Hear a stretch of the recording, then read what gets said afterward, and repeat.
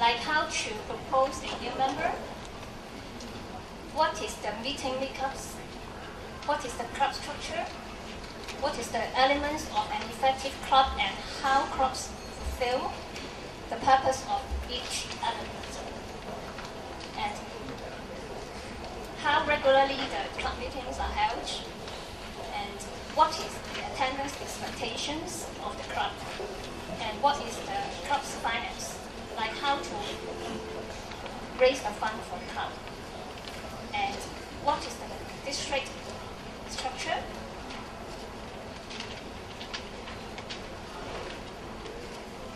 The second one is the opportunities for services. We have to get the club member to get familiar to the current club and district projects which are ongoing and which is going to be held. And also the RI programs, including Internet, Rotary, RILA, WCS, that is World Community Service, and youth exchange programs. And also, we have to get the new member to familiarize with the Rotary Foundation programs, like Polio Plus, humanitarian grants program, educational programs.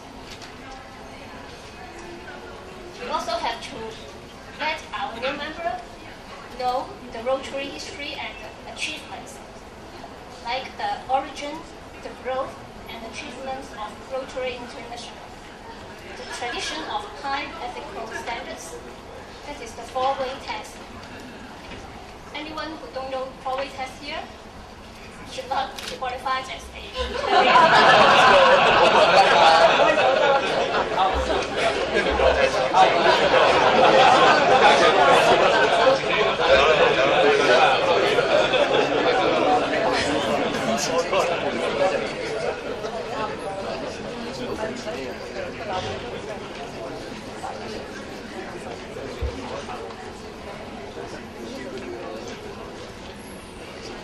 Also, the new member has to know the history and the achievements of the local club, as well as the district club. And also, the new member should get their spouses and their partners to get involved in the club's activities, as well as the district activities. I emphasize that the district activities should also be known to the new members, other than the local clubs. Now I go to the second part of the membership development.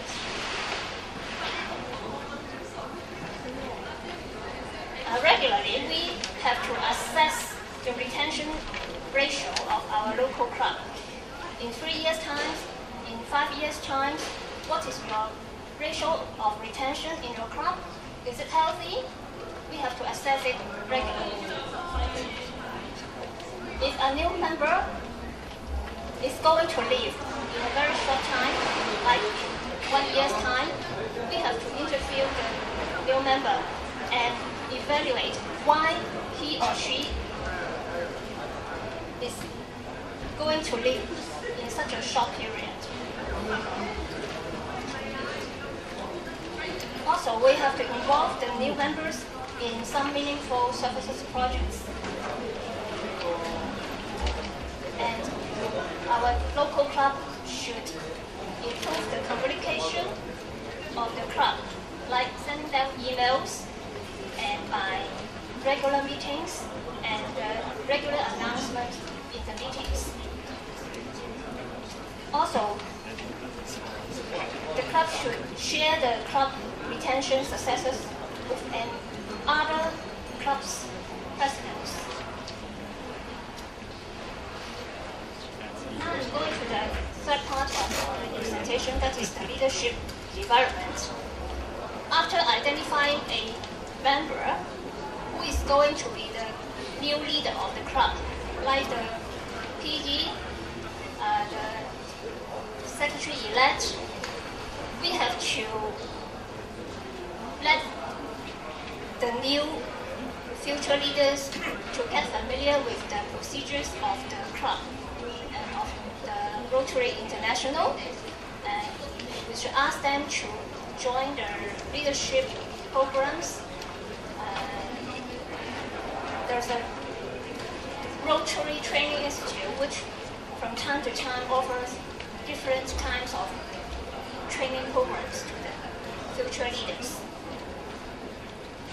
We should encourage our club's new leaders to join those programs to enhance their leadership skills and improve their leadership styles.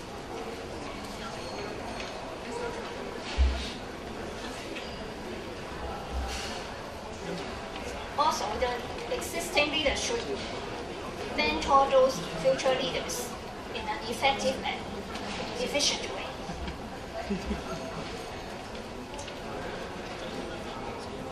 And now I'm going to talk about the action plans. We have some suggestions which your clubs may consider. That is, to control the club budget,